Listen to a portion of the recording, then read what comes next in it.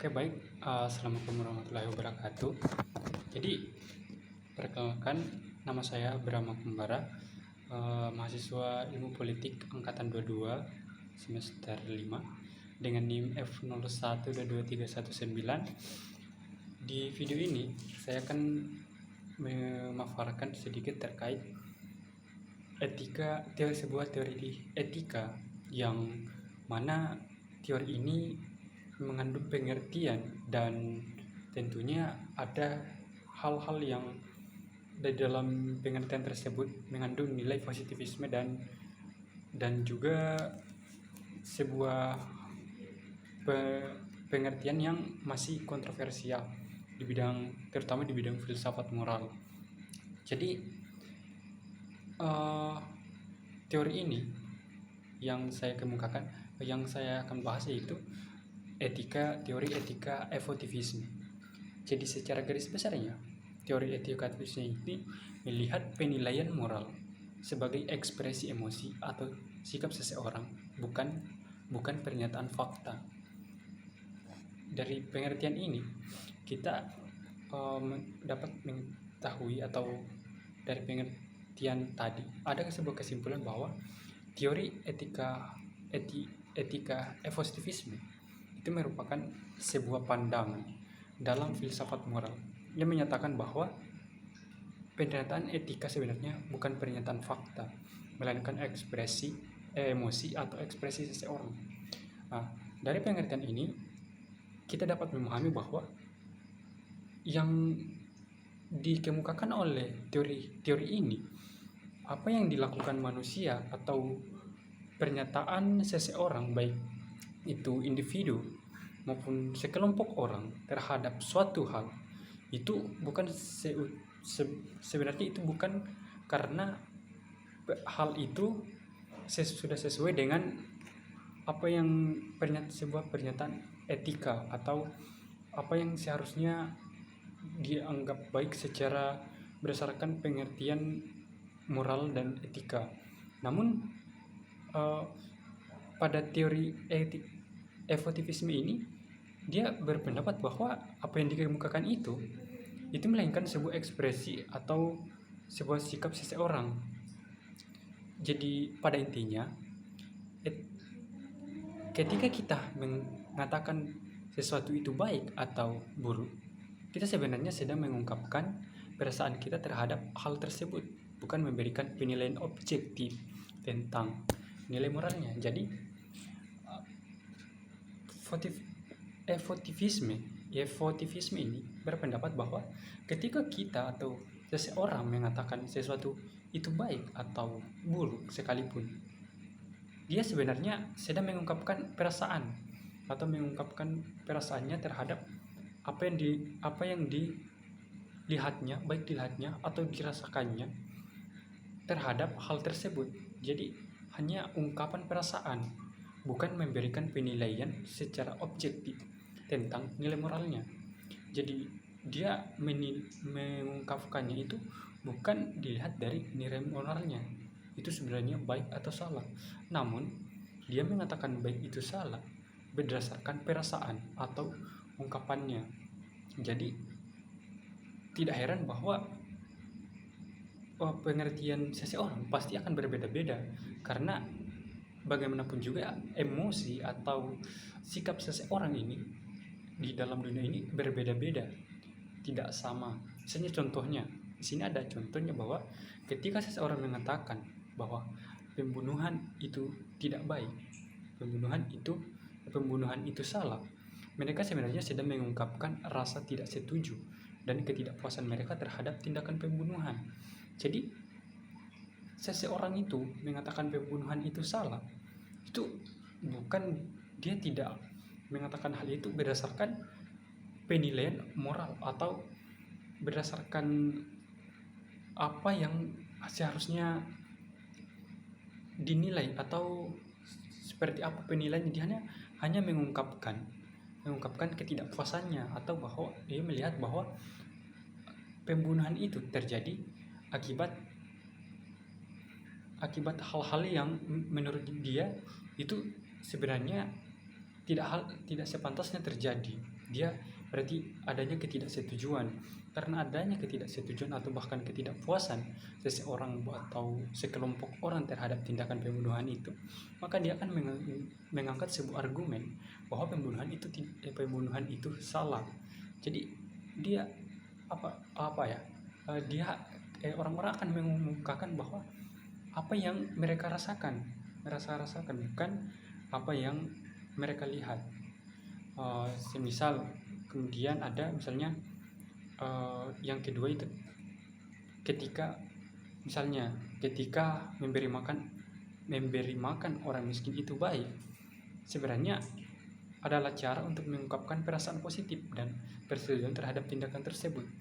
Orang jika mengatakan memberi makan orang miskin itu baik, itu pasti akan bergantung kepada orang itu atau bergantung kepada mereka yang merasakan bahwa hal itu baik, atau itu hanya sebuah cara untuk mengungkapkan perasaan positif. Jadi dia tidak mengungkapkannya berdasarkan pengertian etika, pengertian moralitas. Jadi apa yang dia rasakan pasti ya itu yang dikemukakan dia terhadap tindakan-tindakan tersebut. Adapun ciri-ciri utama emotivisme. Ada dengan ciri-ciri dari emotivisme ini.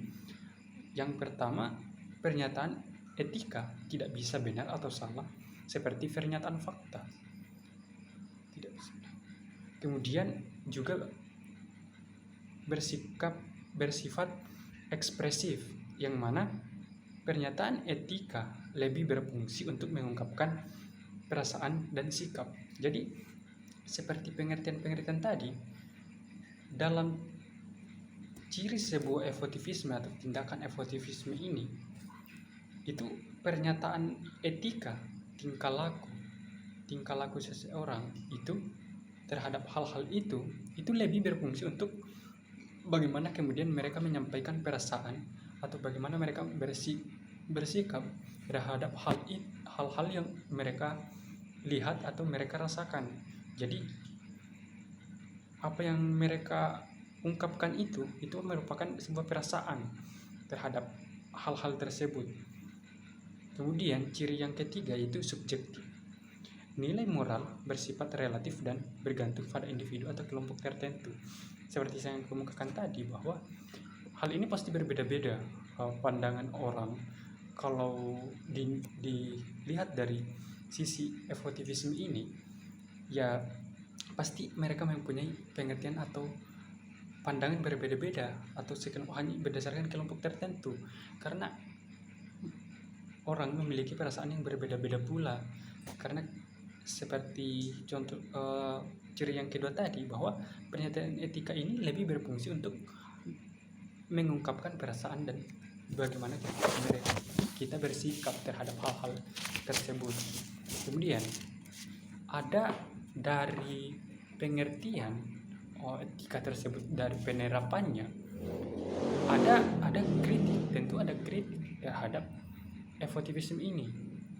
Bagaimanapun juga bahwa emotivisme ini masih memiliki kritik dari berbanyak pihak. Adapun hal penting yang dikritik tentang teori ini yaitu pertama, terlalu subjektif.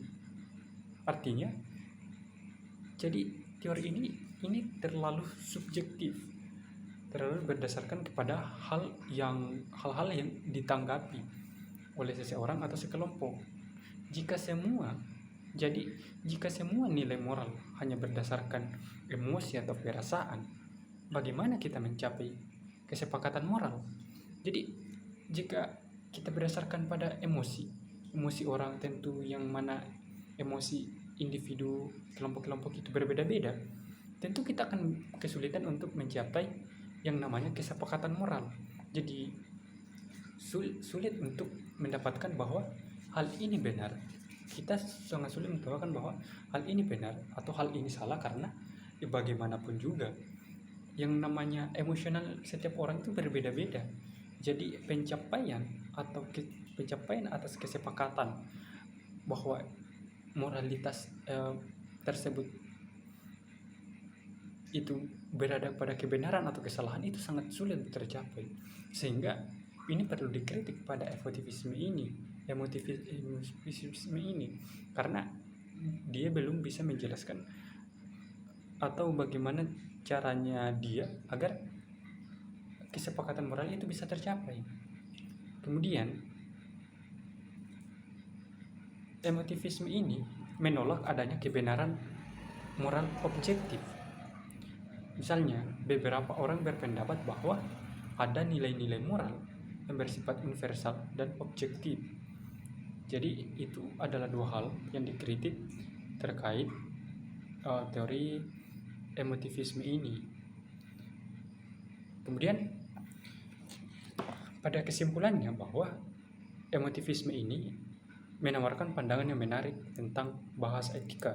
Tentu dari pengertian tentang emotivisme ini juga menarik, sangat menarik untuk dibahas tentang bagaimana dia berpendapat tentang etika. Namun di balik semua itu, teori ini juga memiliki sejumlah kelemahan dan terus menjadi bahan perdebatan dalam filsafat moral. Jadi teori ini belum bisa menjelaskan sepenuhnya atau masih memiliki banyak hal-hal yang perlu dipertanyakan terhadap hal-hal yang ditanggapi, terutama dalam